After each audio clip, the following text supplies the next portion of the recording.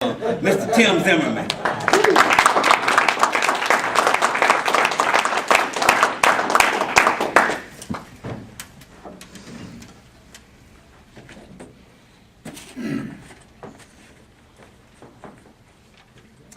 Thank you, Tyrone, fellow Toastmasters honored guest.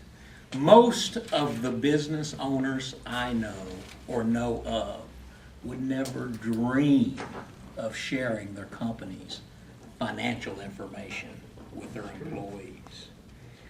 What's the big secret? What are they afraid of? Why not open the books? Open book management was a phrase coined by John Case of Inc. magazine, who began using the term in 1993.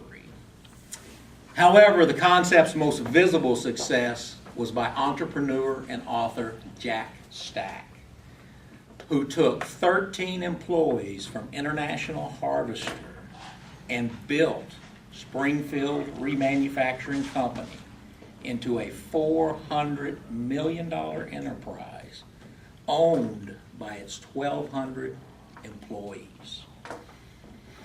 Some believe open book management to be one of the most significant trends in industry.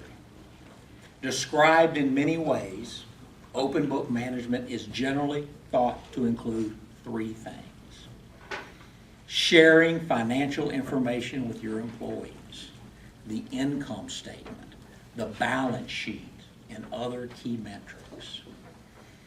Training employees to understand these numbers and sharing in the profitable outcomes of your business in some sort of a gain-sharing program.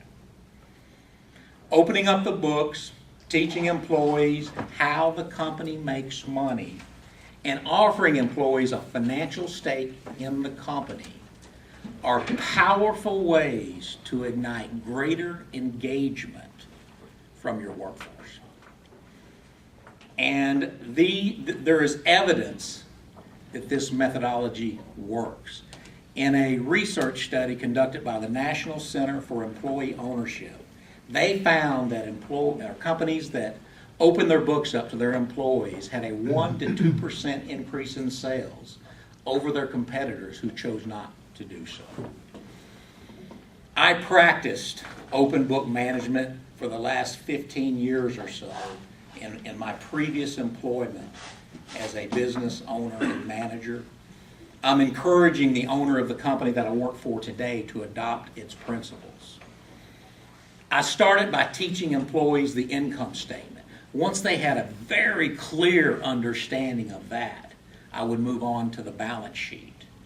After they grasped that, I would tie it all together with cash flow. Let me give you a glimpse of how some of those early meetings went. Thank you all today for coming to the meeting. Today we're going to talk about the company's finances. And the first thing we're going to discuss is the monthly income statement. Now hold your questions to the end if you don't mind. With the monthly income statement, it has 5 components. We have the top line or sales. Right below that is cost of goods sold. You subtract that from sales. You've got gross profit. You remove your expenses. There's your bottom line. Any questions? Now, their eyes were like deer in the headlights. So I would continue. Now, let's put this in layman's terms, something we can all understand. Sales. We sold $100,000 worth of hose, conveyor belt, and related products last month. You saw it. The inside sales guys took the order. He sent the work order out to the shop. You shop guys, you picked it, packed it, pulled it, shipped it. Then you sent that work order back into accounts receivable, who billed our customer. All those bills added up to $100,000 last month.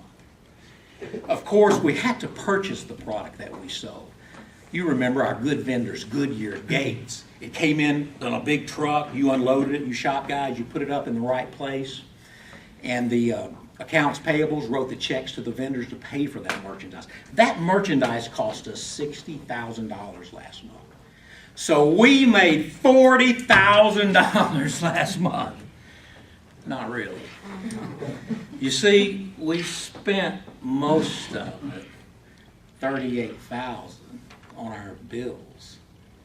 Your payroll, taxes, insurance, rent, utilities, office supplies, shop supplies. The list goes on and on and on.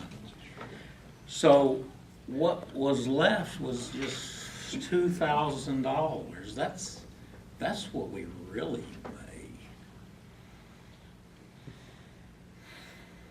Employees, as we delve deeper into this, employees began to understand.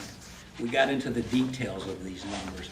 They began to understand where the numbers came from, where the money came from, and more importantly, where it went.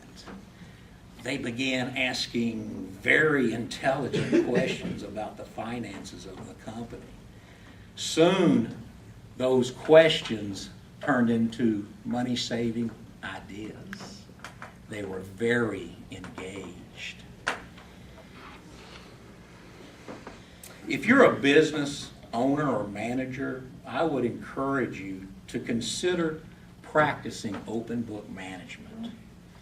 Not only can it be rewarding financially, the employee engagement can be very emotionally rewarding.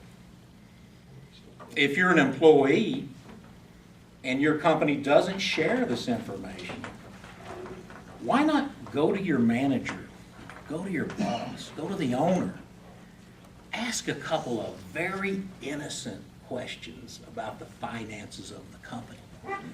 It might just be the nudge they need to open things up. Jack Stack was an apostle of open book management.